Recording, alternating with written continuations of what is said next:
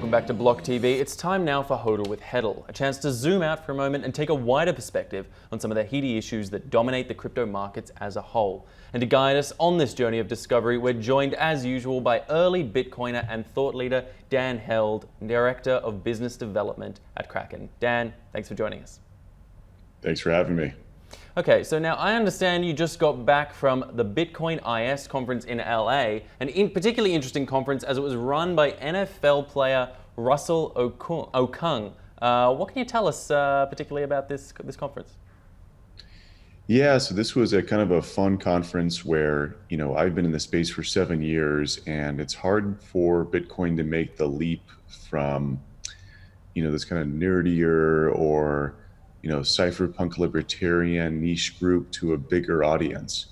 And Russell's been a really cool champion of Bitcoin, coming from a sports perspective or coming from a more mainstream perspective. And so Russell put on the Bitcoin Is conference in LA to kind of highlight, how do we bridge that gap to mainstream adoption.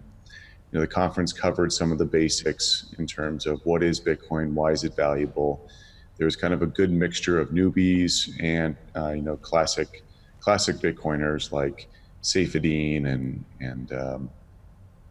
you've got like Saifedean and Jeremy Welch and the whole group of classic Bitcoiners mixed in with a bunch of kind of more new individuals. So I really liked the premise of the conference, which was around getting that more mainstream adoption.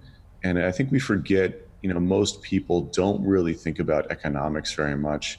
They don't think about how banks work. They don't really care how their money moves around. They just care that it works. And so when you have the message delivered by someone who they look up to, like a NFL football player, I think that really changes the dynamic a lot. Certainly. I mean, talking about that sort of cultural shift from the, I guess, whether you call it nerdier, more technical, more mathematical, whatever, origins of Bitcoin and taking it into that mainstream, do you think that it's necessary to get these sort of celebrity figures on board in order to make that happen? Or do you think that this is a nice side benefit? What do you think? What role do you think these celebrities play in the future of developing Bitcoin? Yeah, that's a good question. Are they critical for the next sort of level of adoption? I think with any product or service, we've always seen a wave of celebrities step in. We've seen that kind of wave of individuals that we trust in another setting, whether that be an Instagram influencer, a football player, or a late night TV show host. So I think it's just sort of intertwined. I don't really see it going mainstream without them, but it's also not 100% critical that we get the endorsement of XYZ influencer. I think it's just kind of hand in hand where there will be some influential individuals who also jump into the Bitcoin bandwagon and join us on this ride and help promote it. But I don't think it's critical that we get for example, Katy Perry painted her nails different cryptocurrencies at the peak of the 2017 bubble. And you don't think that's not critical for the development of the sphere? When Katy Perry's nails become Bitcoin, a little Litecoin, a little Ethereum, that's it. That's when we know we've made it.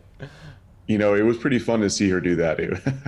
It was really unexpected too, because she hasn't really made many statements regarding cryptocurrency. So yeah, no, I think it's fun. It elevates the awareness of cryptocurrency. Yeah, I'm excited to see how it develops. Certainly. All right. So then, obviously, the developments in the celebrity sphere may be important, but at the end of the day, as with all things crypto, ever looking for more use cases to get those use cases in place and understand. And in recent times, in the last year or so, has there been a more critical use case than the seeming collapse of Argentina's fiat monetary system and the now cash controls being put in place by the Argentinian government, seemingly. Now, I'm not one to make these statements myself necessarily, but seemingly this statement aligning with a nice little boost at the time of recording, about 8% on the last 24 hours in Bitcoin. What's your take on all this?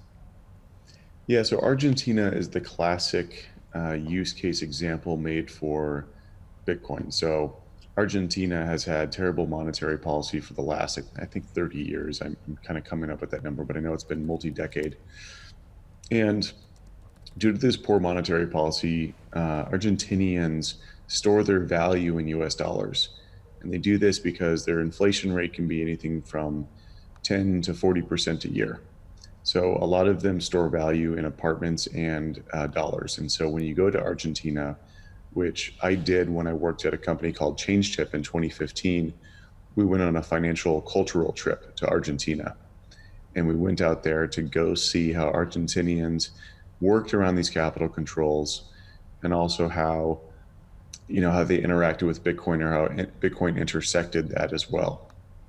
And recently, Argentina's had some very, very fresh financial woes that have led to a huge sell-off of the peso, their local currency. I think like it's like 25% in 2 days, which I think for anyone else in any other country, that's an enormous amount of change with their local unit of account.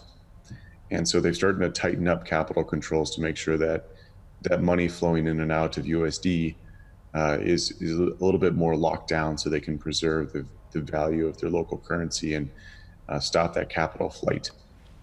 And so, Bitcoin has always been highlighted as this store of value that's really hard to shut down. You can't turn off the internet. You can certainly turn off businesses that facilitate the buying and selling of Bitcoin. But what's really unique about Argentina is that a lot of the USD sales that go on there, so when you buy USD on the streets in Argentina, or you take your USD and you sell it for the local peso, they do it in a decentralized fashion. So they're called cuevas, and I think that's, in Spanish, it's known as caves. And what we did down there is you went and you walked up to a guy who has a big calculator on himself, and you'll go, hey, I want X, what, I want $1,000 worth of peso. And so he'll go in and he'll type up how much that is. They'll give you the exchange rate, which you can then check online to see what that exchange rate, how favorable that is. And that's how, billions and billions of US dollars are flowing in and out of Argentina. So what's interesting is it works the same way with Bitcoin, is that they do peer-to-peer transactions on the street for Bitcoin. Now, it's not nearly as big as US dollar. I think a lot more people still trust in the US dollar to preserve value. But I think it's this moment, in this moment when we lose faith in the people of Argentina, lose faith in their government, and yet once again, the whole world is looking at this as well. And it reminds them of the potential lack of trust in their own system. And I think that's how that gets manifested in the price of Bitcoin. I don't think Argentinian volumes are nearly big enough to start to move the market, but the news of Argentina certainly is. Now, these sort of crises, obviously, there's always a tipping point situation for Bitcoin. I remember back in the Euro crisis of the sort of early to mid 2010s, there was said to be people starting to move into Bitcoin, put some of their savings into Bitcoin, are moving away from sort of the euro and their savings accounts, particularly in countries like Portugal and Spain, where governments were dipping into savings accounts to help, push for sovereign debt refinancing. Is that the sort of action that we need to see growth in Bitcoin? Is it required for that sort of pain on the part of at least some in order to achieve those sort of lofty goals of mass adoption in the future? Yeah, that's a great question, which is, how do you, if someone doesn't know they have a problem, how do you deliver them a solution like Bitcoin? And I think it's in these moments when, the Euro crisis, I think in 13, 14, that's when Bitcoin moved in relation to the Cyprus issues going on then, which was I think a big banking issue. So, it's been a long time since I thought about it, but yes, there were Bitcoin moved positively on news of banking issues in Europe, and I don't think we've seen that manifested yet in true, large capital movement of, you don't have hundreds of trillions of dollars reallocating into Bitcoin due to these, risk off or flight to safety events. However, it does remind everyone why Bitcoin's valuable. And I think that's why the price moves, is that, for a long time, things look like they're okay. And then, for a moment, you realize, wait a second, actually the financial system isn't okay.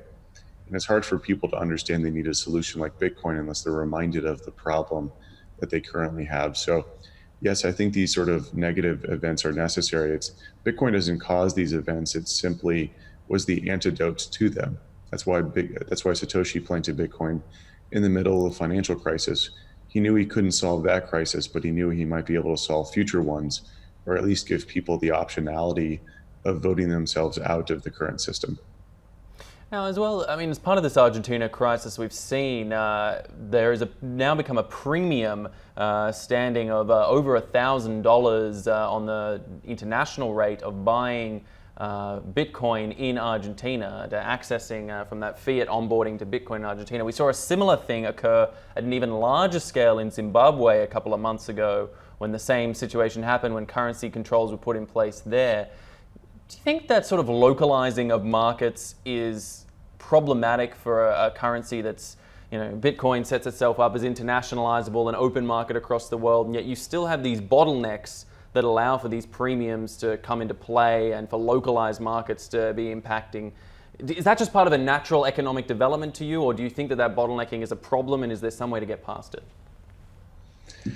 So Bitcoin's price is being discovered on multiple trading venues or exchanges across the world. So for example, you've got Bitcoin's price being discovered on Kraken and other exchanges all over the world. And then, when you have these moments where Argentina, introduces capital controls, or a country starts to cut off the flow of US dollars in and out, that will impact the local discovered price. Because to get that, to complete the cycle, if someone wants to buy Bitcoin, someone has to be willing to, trade you their bolivars or other fiat currency for that. And that's the throttle, or that's kind of the bottleneck. And that's what's really interesting about Bitcoin, is even in an event where Bitcoin is banned, let's say it's banned in the United States, and it's under threat of execution. So if you transact in Bitcoin, you have a potential to be executed. Even in that case, there will always be a buyer and seller at a given price. It might be 3 times the price everywhere else, but someone will be willing to trade at a certain price. And so these local prices that may be disconnected from the global price simply reflect the risk of transacting in Bitcoin in that local geo. And so it's an organic system to where, as other traders see that there's this disconnect, or that there's this premium that you can command, they'll try to take advantage of that opportunity. And it's typically called arbitrage, but arbitrage doesn't usually have the risks associated with this type of arbitrage, which would be significant risks of moving capital in and out of the country, which may end up in it being seized, whereas most arbitrage opportunities are classified as risk-free. So this is a financial incentive for traders to satisfy this increased demand that currently can't be met with the amount of pesos or US dollars flowing into the system.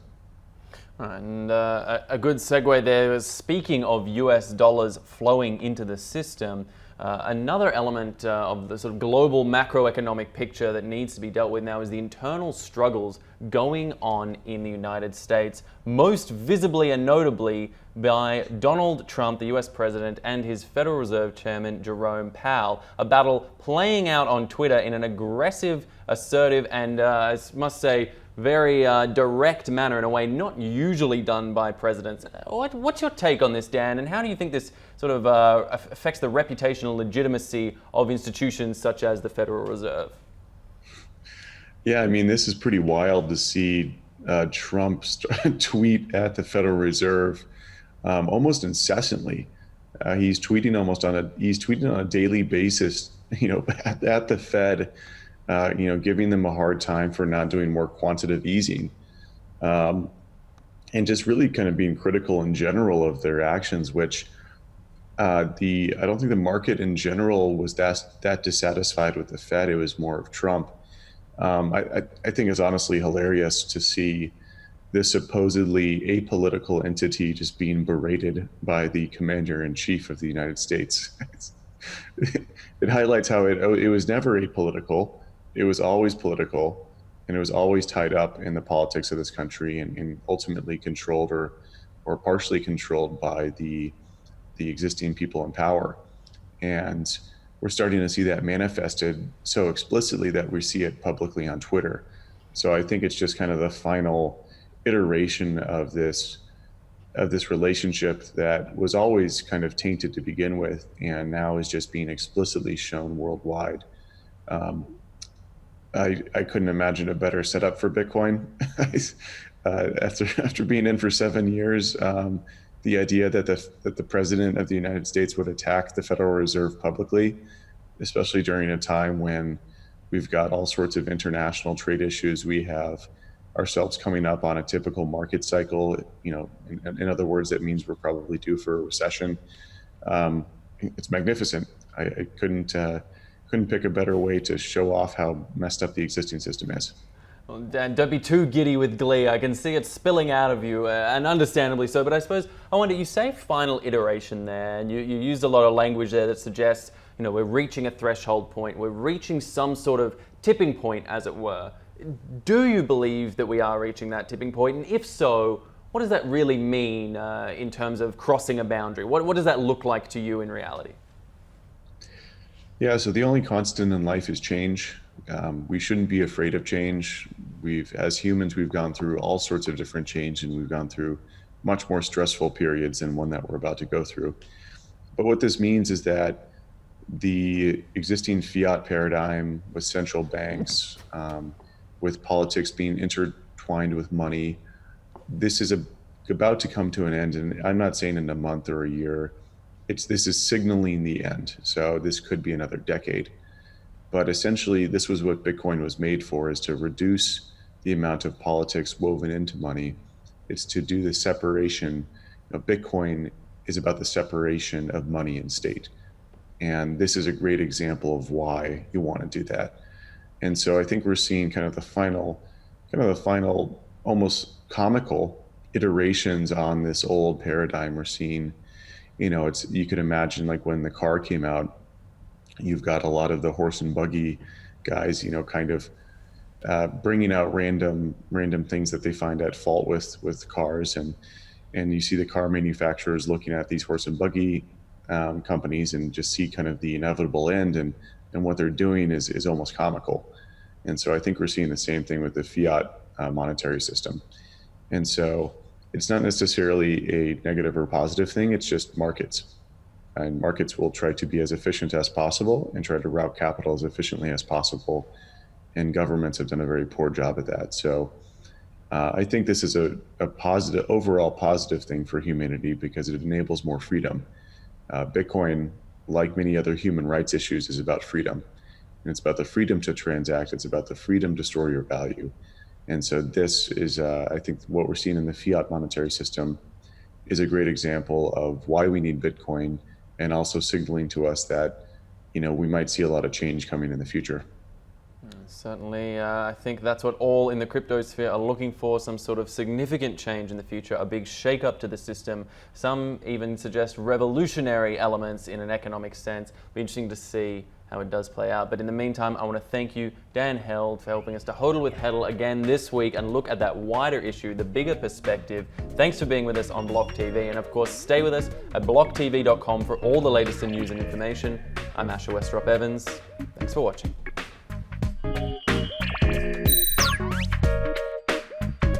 For more news and updates, follow us on Twitter.